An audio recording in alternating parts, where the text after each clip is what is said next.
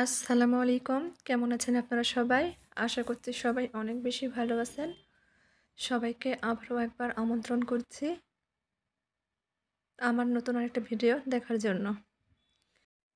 আজকে বাংলাদেশের জনপ্রিয় ডাল রান্নার গোপন রেসিপি নিয়ে আপনাদের মাঝে হাজির হয়েছি। এভাবে ডাল রান্না করলে কিন্তু ভাতটা একটু বেশিই লাগবে। ডালের মধ্যে এগুলা বড়ি মনে হচ্ছে, তাই না? হ্যাঁ, ডালের মধ্যে ডালের বড়ি। এভাবে বড়ি দিয়ে ডাল রান্না করলে মাছ মাংসের স্বাদকেও হার মানাবে। তো চলেন দেখি রান্নার পুরো প্রস্তুত প্রণালী আপনাদের মাঝে শেয়ার করি। চুলার উপর কড়া বসিয়ে দিয়েছি। 1 কাপ মসুর ডাল আমি ধুয়ে দিয়ে দিয়েছি। সাথে দ্বিগুণ পরিমাণ পানি, কয়েকটা কাঁচামরিচ মাঝখান থেকে ভেঙে দিয়েছি, 2টা পেঁয়াজ কুচি, স্বাদমতো লবণ, 1 টেবিল চামচ আদা রসুন বাটা দিয়ে দিয়েছি। ঢাকনাতে ঢেকে চুলা লো হিটে করে রেখে দিব ডালটা খুব ভালোভাবে সেদ্ধ হওয়া পর্যন্ত। প্রথমে আদা রসুন বাটা দিয়েছি, আমার কাছে কম মনে হচ্ছিল, সেজন্য পরে আবার একটু ব্যবহার করেছি। আর এদিকে আরও 1 কাপ ডাল আমি ভালোভাবে ধুয়ে ভিজিয়ে রেখেছিলাম 1 ঘন্টার জন্য। 1 ঘন্টা পর পানি ঝরিয়ে নিয়েছি। ব্লেন্ডারের জায়গায় দিয়ে দিব, যে কাপে মেপে আমি ডাল নিয়েছি ওই কাপেরই 1/2 কাপ পানি দিয়ে দিব। খুব ভালোভাবে পেস্ট করে নেব। ডালটা একটু পাতলা করে পেস্ট করে নিতে হবে। দেখেন মিহি করে পাতলা করে পেস্ট করে নিয়েছি। এখন এই ডালের মধ্যে স্বাদমতো লবণ, 1/2 চামচ হলুদ, 1/2 চামচ আদা রসুন বাটা আর 1/2 কাপ মসুর ডালের জন্য 1/2 কাপ বেসন, 2 থেকে 3টা শুকনো মরিচ কুচি করে নিয়েছি, সেটা দিয়ে দেব। আমি এখানে শুকনো মরিচটা ব্যবহার করছি, আপনারা চাইলে কাঁচা মরিচ ব্যবহার করতে পারেন। নেড়েচেড়ে মিশিয়ে নেব।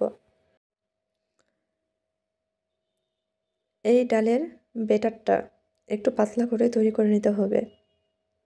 বেসন দেওয়ার কারণে এটা আঠালো মনে হবে। খুব ভালোভাবে মিশিয়ে নিয়েছি। এখন ছোট ছোট বড়ার শেপে বড়ি তৈরি করে নেব। চুলার পর ফ্রাই প্যান বসিয়ে দিয়েছি।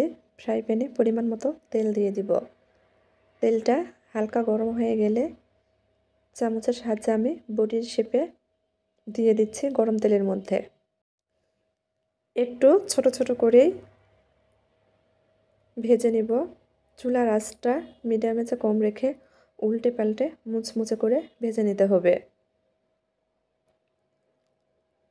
এইভাবে কখনো মসুর ডালের বড়া দিয়ে মসুর ডাল রান্না করে খেয়েছেন কিনা অবশ্যই কমেন্ট করে জানাবেন। আমি সবগুলো বড়া দিয়ে দিয়েছি। কিছুক্ষণ সময় নিয়ে ভেজে নিব। এক পাশ হালকা ভাজা হয়ে গেলে উল্টে দিব, উল্টে পাল্টে ভেজে নিব। আমি মসুর ডাল দিয়ে করছি, আপনারা চাইলে যে কোনো ডাল দিয়ে করতে পারেন। ডাল রান্নার গোপন রেসিপি এটা। এভাবে ডাল রান্না করলে মাছ মাংসের স্বাদকেও কিন্তু হার মানায়। আপনি মাছ মাংস রেখে শুধু এই ডাল দিয়েই অনায়াসে 1 প্লেট ভাত খেয়ে নিতে পারবেন। যেদিন এভাবে ডাল রান্না করবেন সেদিন কিন্তু ভাতে একটু চালের পরিমাণটা বাড়িয়ে দিবেন। বাংলাদেশে খুবই জনপ্রিয় খাবার হচ্ছে ডাল। সে ডাল যদি একটু ভিন্ন রকমভাবে রান্না করা যায় তাহলে আর কি লাগে বলেন। আমি উল্টে পাল্টে বড়াগুলো মুচমুচে করে ভেজে নিয়েছি। এখন তেল ঝরিয়ে উঠিয়ে নেব।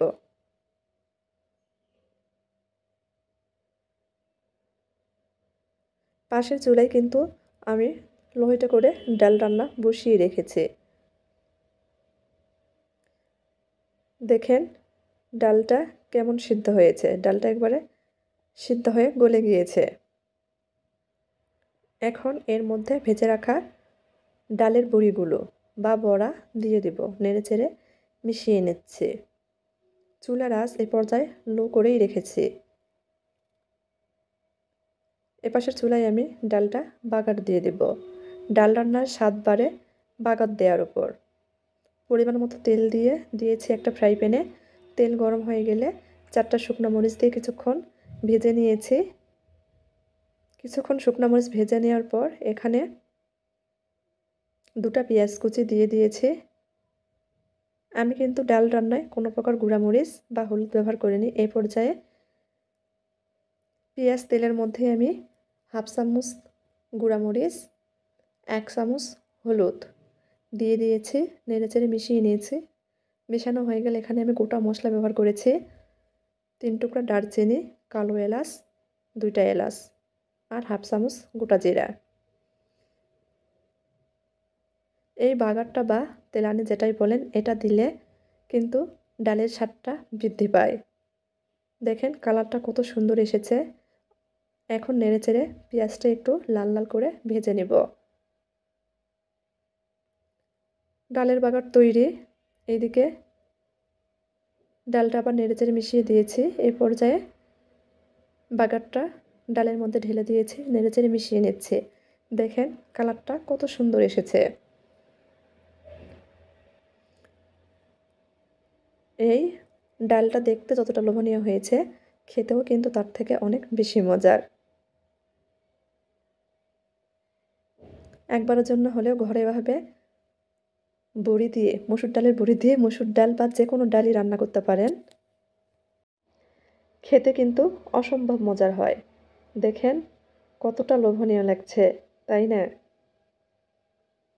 আমি একটু কাছ থেকে আপনাদের দেখিয়ে দিচ্ছি। আমি সবসময় আপনাদের মাঝে হাতের কাছে থাকা উপকরণে রান্নাবান্না শেয়ার করি। যদি আমার ঘরোয়া উপকরণের সহজ রান্নাবান্না আপনাদের ভালো লাগে, দয়া করে সবাই চ্যানেলটি সাবস্ক্রাইব করবেন, লাইক, কমেন্ট, শেয়ার করবেন। সবাই ভালো থাকবেন। আল্লাহ হাফেজ।